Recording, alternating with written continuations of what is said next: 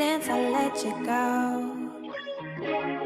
I don't need no help. Hello, Benjamin. Hey, how are you? Fine. I'm sorry for making you change, but the interview is for the visual part of the web magazine. Yeah. Okay. So let's start. Uh, First, wow, 10 years science illumination. So tell me, how you feeling?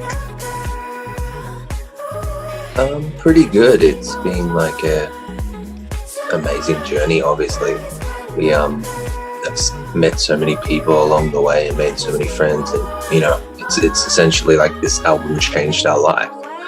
So yeah, it's been really nice to look back and to hear it in a new way, and to appreciate it differently. Because when you first make something, you kind of you don't want to hear it for a while, and you maybe have a negative perception of it and things like that. And obviously we've been playing the songs live for so long, but I never sat back and listened to the album until maybe like a few years, just like 2017 or something. And I was really proud of it. So yeah, it's been a great journey, and it's great to look back with that positive light. Okay, great. So I understand that there will be an anniversary edition. So what does Lucid Stream include? So yeah, well, in the whole anniversary edition, we've added a remix disc which had all the remixes from back then that wasn't on streaming or vinyl, and then we added 2 B-sides, and then we've added, which is rare for us to put 2 demos out from back then, was quite cool. And then Lucid Stream is a 30-minute mix of the album, but in a more psychedelic kind of experimental way, where we just took little pieces of each song and blended it together for 30 minutes. And some people had heard this before, because we did release it, I think, in 1 country or something like that. So but this is the first time it's on streaming in 10 years. Okay.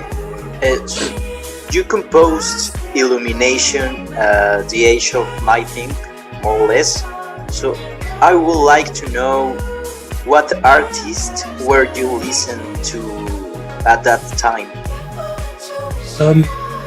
Mostly, I would say the biggest influence back then, from 2005 or so, was Daft Punk, really. As everyone was, I was very blown away by what they created on Discovery, and so that was the biggest inspiration. And then we also had been listening to Air, the French band Air, our whole life, and so there's kind of this French influence going on, where they were so perfect at what they did, and then there was Midnight Juggernauts and Cut Copy in Melbourne, who were doing great music as well, that really were kind of inspired by the same thing. And then lots of 70s music as well. Pink Floyd a little bit towards the end of the album. Okay, and do you remember a fun or exciting experience about writing any song on the album?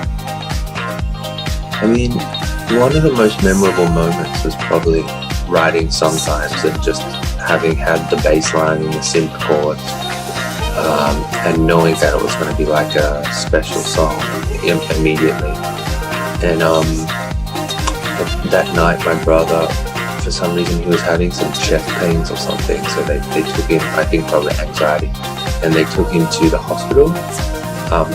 But it was like a little bit worrying, and while he went to the hospital, I was kind of like imagining the worst case scenario, and I was being a little bit sad about that. And while working on this song, it kind of really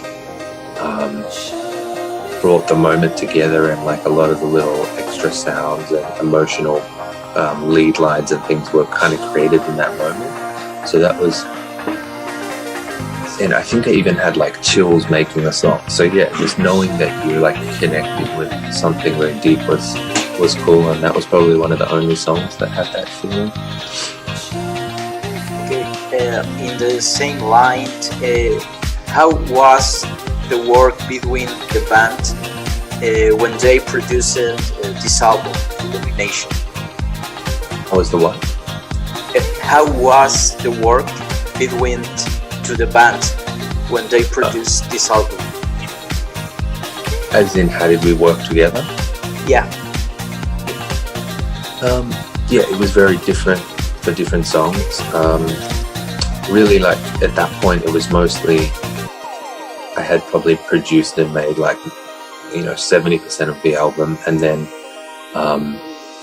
Dan was mostly there to write lyrics. So Dan helped out with lyrics on quite a few songs, and Josh started adding guitar sounds and then vocals and co-writing. So Josh kind of co-wrote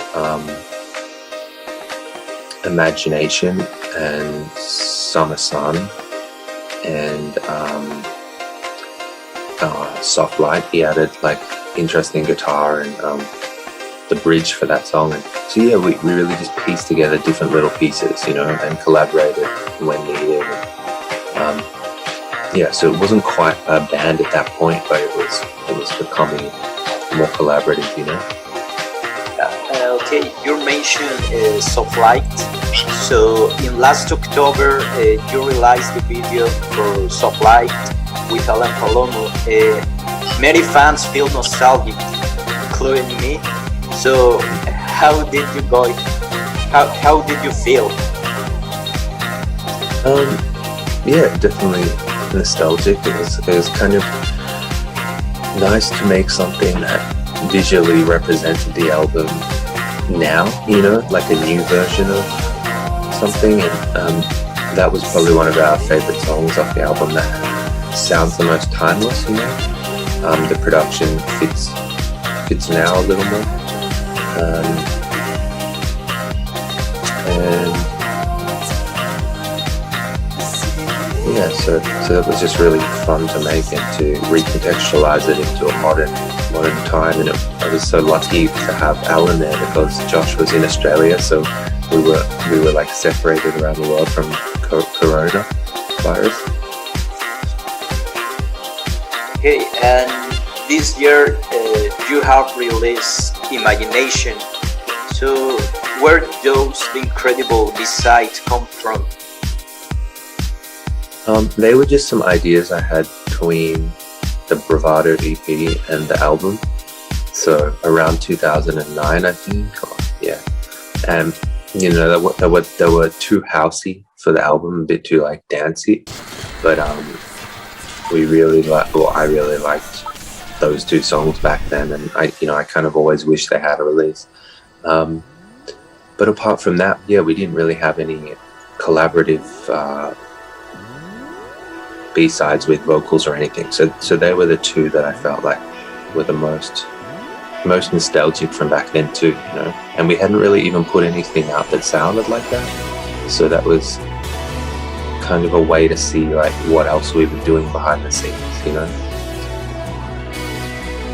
Hey, so